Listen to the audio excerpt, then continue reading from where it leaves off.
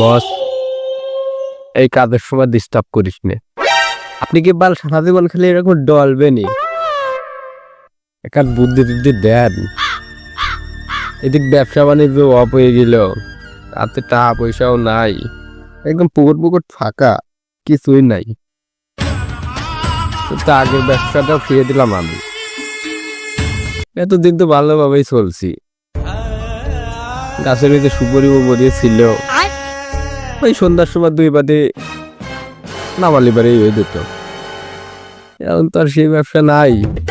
ব্যবসাটা যদি আপনার কাছে শিখছিলাম, এতদিন কুড়িয়ে খাইতি। এখন করতেছিলাম, শীতের ভাও পড়ে গেছে তো ওই গাছের শুয়োরেও ওরেও নাই। অনেক জায়গায় খুঁজেছি, অনেক বাগানও খুঁজেছি, কিন্তু পালাম না। কি করা যায় কোন তো?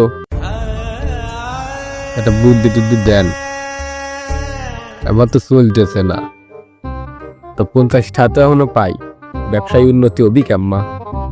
এত সুন্দর ব্যবসা যেই পোলাপান মানুষ যে করে খা, এসব ব্যবসা তো আর কেউ ধরা দিবি না। এসব ব্যবসা তো টাকায়ও মেলে না পাগল। তা 20 টাকা খাওয়াবার চাইছিলি, সেটাও খাওয়ালি না। ওই খাওয়াবার চাইছিলাম, ব্যবসা একটু লস ভাব হয়েছিল তো। তা আগের ব্যবসার 50 টাকা দেবি কবে?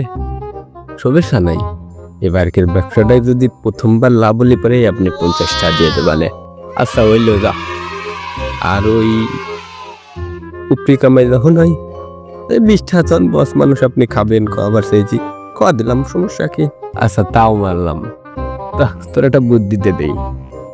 এখন বসে রয়েছিস কোথায়? খোলার বাগানে। তোর একটা ব্যবসা শিখে দেই, করে কম্মা খা। ওই বড়ি চুরি করার মতনই সন্ধ্যার সময় টুপ করে এই এক কান কাটে নিলি হলো বাস। তাহলে রাইগে দা করে কম্মা খা। ওস্তাদ এটা টান দেওয়া যায় না। ব্যবসা তো শিখেই নিলাম আবার। এখন কিন্তু আবার গুড গরম থাকতে না, সমস্যা নাই। এরপরে তো আমি আপনার খাওয়া মানে। তাহলে ওস্তাদ যাইগে দেখা হবে না। ওই ব্যবসাটা শুরু করি, পুকুরটা গরম হোক, তারপরে আপনার কাছে আসবানে, সমস্যা নাই। তাহলে ওস্তাদ যাইগে। হ্যাঁ।